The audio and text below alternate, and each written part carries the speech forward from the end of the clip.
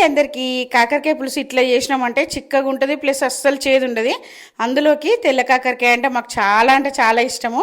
కాకరకాయ ముక్కలు మంచిగా కట్ చేసుకొని ఉప్పు వేసి బాగా పిసుకున్న తర్వాత కొంచెం చింతపండు అయితే నిమ్మకాయ సైజ్ అంత చింతపండు నానబెట్టేసుకొని, ఇలా సీక్రెట్ ఏంటిదంటే చాలా వరకు తెలిసి ఉండొచ్చు, పల్లీలు నువ్వుల పొడి వేస్తేనైతే చిక్కగా అవుతుంది, టేస్ట్ కూడా మస్తు ఉంటుంది, అస్సలు చేదు ఉండదు.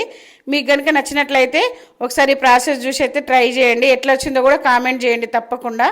కాకరకాయ కూర ఇష్టం లేని వాళ్ళు డెఫినెట్గా తింటారు. నేనైతే 1/4 కిలో కాకరకాయలు తీసుకున్నా కదా, అల్లకెళ్ళి ఒక 2 మాత్రమే చేసిన. ఒక కాయ అయితే ఫ్రై చేద్దాం మా పెద్దదానికి ఇష్టమని కొన్ని ముక్కలు కోసి పక్కన పెట్టేసిన. ఇంకా ఉప్పు, కారము, ధనియాల పొడి, జీలకర్ర, మెంతుల పొడి కంపల్సరీ వేసుకోవాలి వేయించింది. చింతపులుసు కొంచెం వాటర్ పోసినా సరే ఈ పౌడర్ వేస్తే మనం మిక్సీ పట్టుకున్న పల్లీల నువ్వుల పొడి 2 స్పూన్లు వేసుకున్నామంటే చిక్కగా అయిపోతుంది కాకరకాయ పులుసు. ప్లీజ్ మీకు కనుక నచ్చినట్లయితే లైక్ చేయండి, అట్లనే సబ్స్క్రైబ్ కూడా చేసుకోండి. Thanks for